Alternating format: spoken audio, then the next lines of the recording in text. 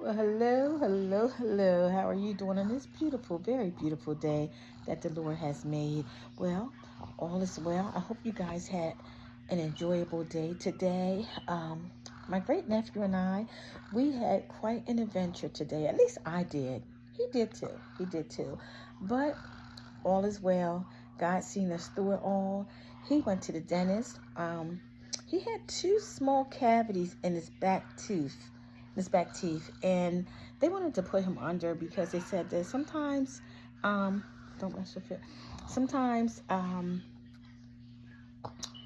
when kids go to the dentist, they don't sit still, so they wanted to put him under, and I agreed with it because I said, well, he's probably not going to sit still, but you know, so we took him, um, and they did that, but they did so much more. And I'm going to be honest with you. I thank God for bringing us through, but they did so much more that didn't need to be done. And I'm going to tell you something, guys. Be careful with your children. We live in a wicked, wicked world, and everything is about the money. And I believe that this children's place that he goes to, they have the dentist, they have the full everything that he goes to, children's hospital. They have, for his physicals, they have the dental, they have the eye exam, they have everything there. And we go there. That's where they go. And so I just believe that they did so much more. They put caps on, they pulled teeth that were not loose. He just had little cavities, and they just did so much. I think they even open your mouth. I think they put caps on in the back, and they were talking about yeah. You see that? Do that. Open your mouth. I see him all the way in the back. Yeah. Wait, let me see. You see him in the back, and I think they put something. Yeah.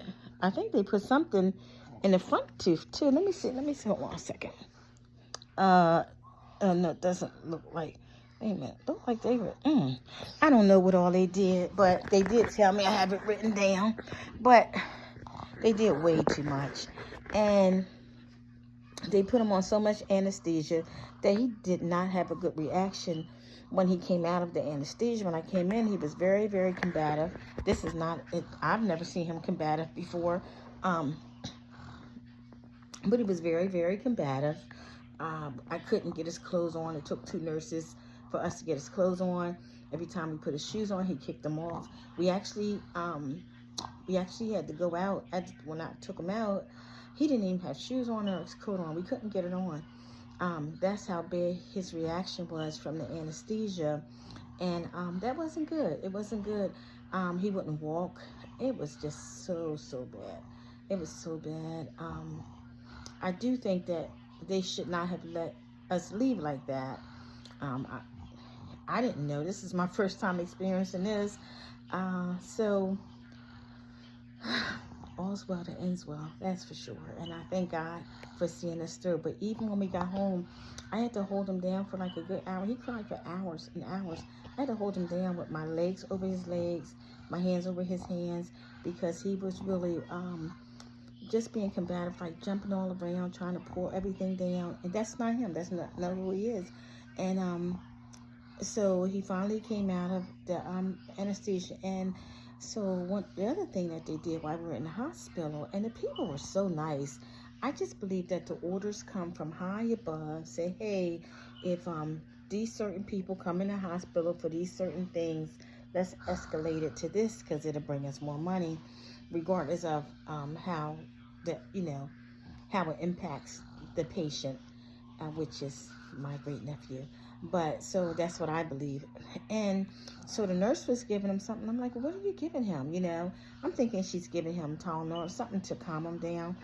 And she's like, just a little bit of morphine. I'm like, morphine? What would you be giving him morphine for?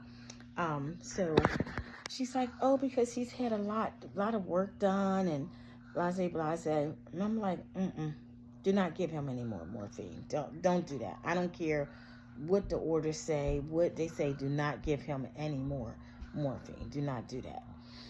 So Anyway, it just took hours for him to come out of whatever medications they had in him. And want to smile? Give him your beautiful smile. Can you give him your beautiful smile?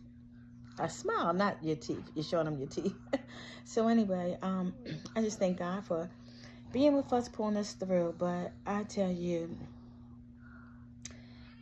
you never know how evil this world is. I mean, this world. We're living in an evil world, and it's money driven, and it's all about money. It's all about the bottom dollar, and over lives, over over your health. So, so I'm here. He's still not all the way back to himself. He's 5 years old. He's in a kindergarten, and they said no school tomorrow. Eating soft foods, right? We have him some ice cream and different things. But yeah. So, and waiting for his brother to get home, the baby boy, right? Aiden, and you're the big boy, right? So what you want to say to the people? Want to say something? You want to say hello? Hello. Yeah. So we're just gonna we're waiting for my daughter to get here with the baby, and then we're gonna just settle down, eat. He's gonna eat a little something. He just won't eat. He's not a big eater anyway, but he needs to eat something. But anyway, I just wanted to tell you guys about that and just pray for us, because I know they pulled out some back teeth. I don't know what all they did. It's on the paper. They did tell me they pulled out 2 front teeth. Like I said, the front teeth were not loose at all.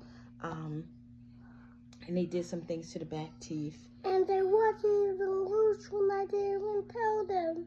Right. He didn't want those teeth, so he never wants to go back there. We're never going back there. But okay. All right. I hope you guys have a great day, and maybe we'll come on when the baby boy is here. Probably not, because I got to get going. All right. God bless you all, and have a great day. Bye-bye.